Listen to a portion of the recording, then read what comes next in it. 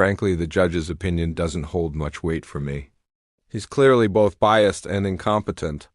Can we move this along? I have a meeting in 20 minutes. Julian Ashford, 23, answers the phone without hesitation, checking his watch, tapping his foot, and engaging with the bench as if it's just another appointment. Judge Frank Caprio sets his pen down. Mr. Ashford, it's time to address the charges in court. I'm here. Isn't that enough? His attorney, David R. Hale, steps in. My client, as you suggested, is prepared to settle the fines and resolve this matter. Mr. Hale, please sit down. This court is not a payment center. The words shift slightly but land with weight. David Hale takes a seat and Caprio taps his pen once.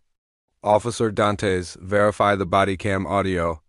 If you're getting a bad vibe from Judge Caprio, you might want to consider subscribing. It's an honor. The clerk proceeds. The case is docketed 24 to 10,849. The Commonwealth charges Julian Marcus Ashford with unauthorized access to a handicapped parking spot, a cement violation, failing to appear on 3 summons, and contempt for previous no-shows. Parking Enforcement Officer Lee Romano issued the citation on Wednesday at 9:42 a.m. Do you have copies of the 3 summons notices that were sent to your home? Mr. Ashford? I'm not sure if my assistant got them, and I didn't request them. I'm not tracking every letter I get. Is there delivery confirmation, Miss Ray? The clerk nods. Good work, dear. The defendant's address is confirmed by 3 certified notices. Caprio also mentions a prior warning from campus parking enforcement issued 15 months ago. During a Brown University event, Mr. Ashford was cited for preventing shipments from entering a loading zone for 90 minutes. The incident wasn't criminal, but what happened after? Julian shrugs. I'm not sure. Maybe it was a mistake. The report says you told the attendant that your family built the engineering wing. Today's punishment isn't the issue, David Hale chimes in. We're just trying to fix this. My client acknowledges he could have handled it better. He's willing to pay the fines and move on. Mr. Hale, the only lesson here is how to use a credit card. I want to know what happened. On Wednesday morning, Mr. Ashford walked me through a pharmacy on Hope Street. Julian sounded irritated and exasperated. I was in there for about 10 minutes. When I came out, I saw a ticket on my windshield. I ripped it up, but I didn't think it was real.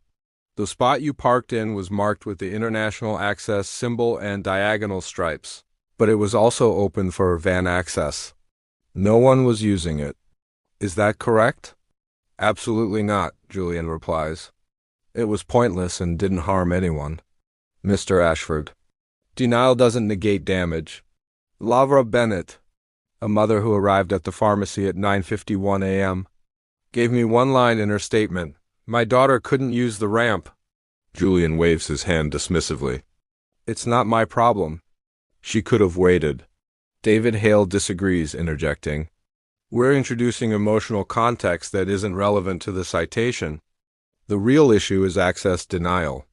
According to the counsel, Miss Bennett's daughter, who uses a wheelchair, couldn't get into the building because Julian had blocked the only accessible van area. This isn't about emotions, Caprio says. This is real harm. Caprio turns to Officer Romano, seated on the side. Officer Romano, could you read your report? At 9:42 a.m., I spotted a black luxury sedan in the van-accessible area in front of Hope Street Pharmacy. The space was appropriately marked, but the vehicle didn't have any disabled plates. I issued a ticket. When I left the pharmacy at 9:53 a.m., the driver later identified as Julian Ashford ripped up the citation and threw it on the sidewalk. I informed him of the violation, and he responded, "This is a joke." Who do you think I am? Then what? My family is funding this city, Julian remarks. Yes, I see, Caprio replies. You're standing up for your honor. Julian's voice squeaks. I'm just annoyed by all of this. The body cam audio tells a different story. With a brief static hiss followed by Julian's casual voice. My family is funding this town. Caprio pauses, then asks, I'm curious, do you know that your father, Mr. Ashford, founded Ashford Innovations? Your family has made significant contributions to Providence, including charitable donations. So, what did you mean by saying your family is the financial backer of this city? Officer Romano, could you explain further? The act of issuing the ticket is seen as leverage and implicit penalty. Mr. Ashford disagrees, saying sarcasm doesn't change the facts. Caprio looks at the clerk again. Did Miss Ray make any calls to this court before today's hearing? The clerk reads a log. 2 incoming calls, 1 voicemail. The first call from Ashford Innovations Donor Relations came in at 10:18 a.m., the second at 10:47 a.m. The voicemail came at 11:12 a.m. We also received an email from a civic liaison at 10:52 a.m. We're eager to resolve this quietly. The Ashford family has been a long-time supporter of city programs. David Hale responds, Your Honor, my client is not responsible for communications from his family's foundation. It's irrelevant. Caprio notes, I'm not accusing anyone of wrongdoing. I'm just documenting what's been said. Julian remains silent, seated. It might not have been intentional, but it was useful. Ashford Innovations made the first call at 10:18 a.m., and the email followed at 10:52 a.m. Caprio glances at the clerk again. Is Miss Lavra Bennett available for a brief statement? Yes, Your Honor, she's on the phone. A woman's steady, unwavering voice fills the room. My daughter has cerebral palsy and goes to physical therapy twice a week. Wednesday was crucial, and I appreciate your kindness. We arrived at 9:51 to pick up her medication, but the ramp was too high, and we missed the first 20 minutes of therapy. We had to reschedule the therapist. Access is infrastructure, not an option, Julian mutters under his breath. It's just 10 minutes, Mr. Ashford, Caprio says, focusing on him. Thank you, Miss Bennett. Your statement is on record. The queue pauses. Caprio proceeds to retrieve another document. Miss Ray confirms the delivery of the 3 summons notices sent to Mr. Ashford's home. Can you verify the first email you sent me? Yes, Your Honor. The first notice was signed on October 4th, the second on October 18th, and the final one on October 30th. They were all signed for. Julian's jaw tightens. My assistant reads the mail, but I wasn't aware of it. The Ashford family has received 3 certified notices in the past month. Meanwhile, David Hale is asking for more time. Given their commitment to the community, we request the hearing be postponed. The public hearings could create unnecessary hurdles for the continuation of civic partnerships. Mr. Hale, this is all about transparency, Caprio says, keeping his calm while focusing on Julian. I'm going to ask you 3 questions. Yes or no? Were you unable to park in a handicapped and wheelchair-accessible spot? Yes. Did you dispose of the citation? Yes. And did you ignore 3 summons notices? Julian hesitates. I don't think they were that important. That's not exactly a clear answer. Did you overlook them? Yes. This doesn't make sense, Caprio replies. Julian's voice rises in frustration. My family has donated millions to this city. We fund programs. Our support for infrastructure is the reason you even have half your budget. Mr. Ashford, Caprio interrupts, donations don't buy exemptions. Wouldn't it be nice to show some respect? Julian continues, his voice growing louder. Do you even know how much my father contributes to this city's operations? Your salary is paid by people like us who are also taxpayers. David Hale tightens his grip, clearly on edge. The words, I own you, from Julian, linger in the air for a few moments, heavy and uncomfortable. As the tension builds, Caprio stays silent, the room heavy with the weight of Julian's words. Officer Romano stands against the wall, observing while David Hale looks visibly pale. Caprio finally speaks, his voice calm but firm. You have no ownership of this courtroom, Ashford. The process, the outcome, and me are all irrelevant. This is why I'm defending against all 4 charges. The credibility of Officer Romano's report is solidified by the body cam audio. Photographs of the fixed camera lot, the torn-up citation, the 3 confirmed summons notices, and the timeline of calls and emails from the foundation. Mr. Ashford was parked in a disabled, van-accessible spot, blocking crucial access for a family with mobility impairments. His actions disrupted service for 3 consecutive weeks.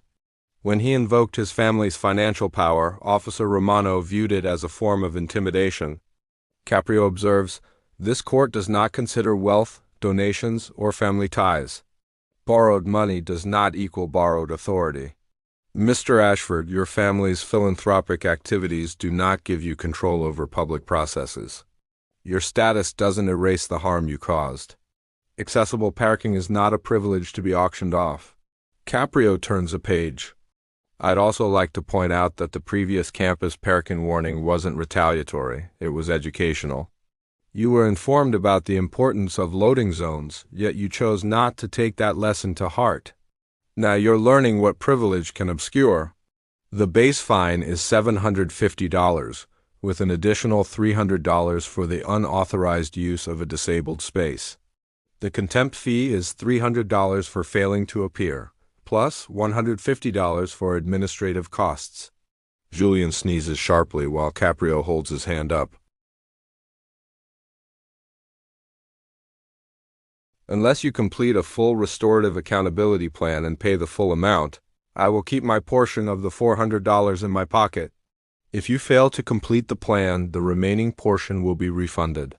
Caprio explains the plan. "Your tasks will be as follows. First, you must write personal apologies to Officer Lee Romano and Lavra Bennett. Not formal letters drafted by your family's PR team. These should be genuine apologies, and if they agree to meet, you will deliver them personally.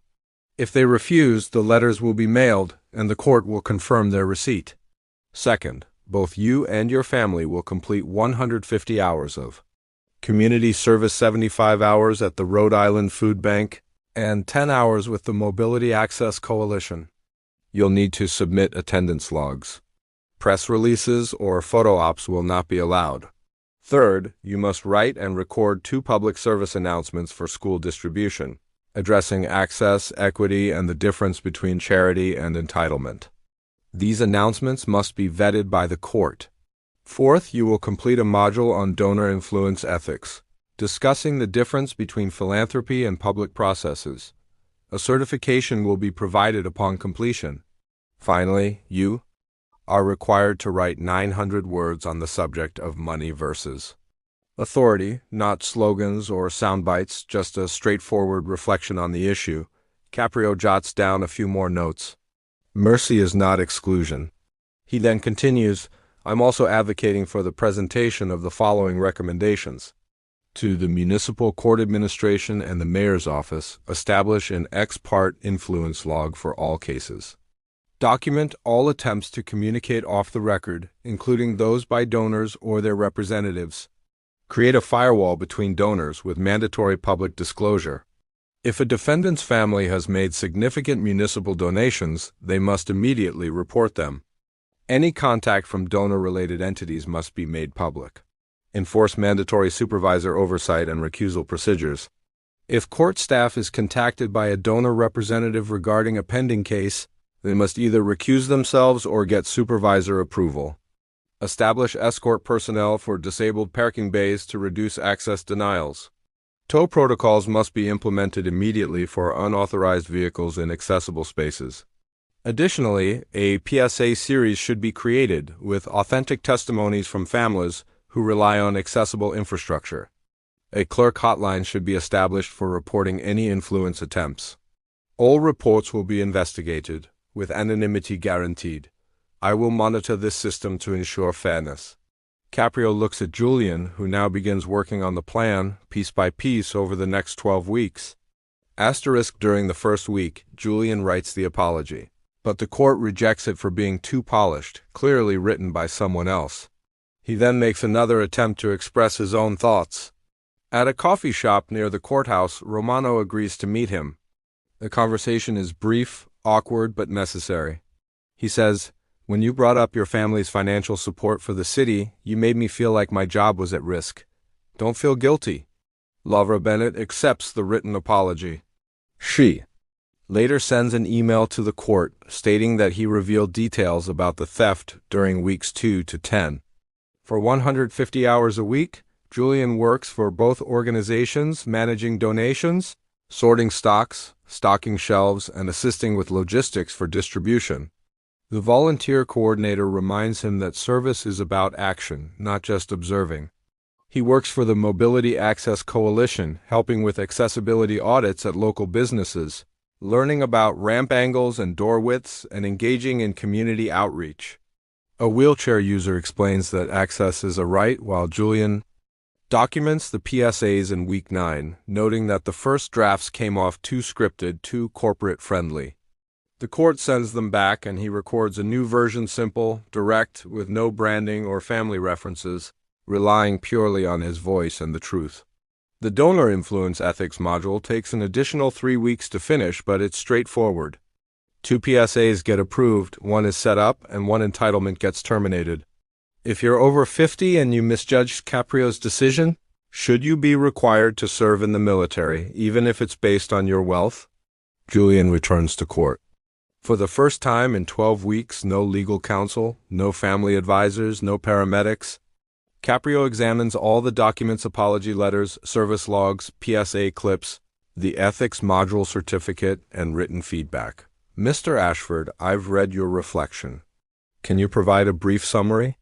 Julian responds, I thought money was just a way to get access to things like parking whenever I wanted, skipping tickets, or avoiding court dates. I assumed the reason we paid for these things was because I owned them. I didn't realize public office isn't for sale. It's for service. I made a mistake thinking I owned you. In the end, all I have are my choices. Sure, money can build a library, but it doesn't give me the right to block someone's ramp. I even stopped a woman from taking her daughter to therapy. I told Officer Romano her job was on the line, but that was wrong too. What he taught me was that public servants aren't employees of my family. Caprio asks, the mobility access? Coalition emphasizes the importance of accessible parking for the community, not for individual donors. What did you learn from this? The value of math became clear: the right ramp angles, the proper clearance widths, and transfer spaces. Blocking a spot for 10 minutes didn't just delay someone. It kept them from getting their medication. Time is part of infrastructure, Caprio nods. You've let go of your possessions, and now you're starting to value them. I'll sign this form, and you'll pay the remaining $350? Julian looks at him, slightly surprised. You haven't yet paid the $400 you owe, but you'll pay it in installments over the next 6 months. The auction is not for bidders, Ashford. Thank you very much, Julian says quietly. Don't belittle the people who've taught me something. The court's first ex parte influence log is released after 5 months, documenting 3 contact attempts related to donors, with all activities handled transparently using the new firewall protocol. Court staff express confidence in the transparency of these new disclosure requirements.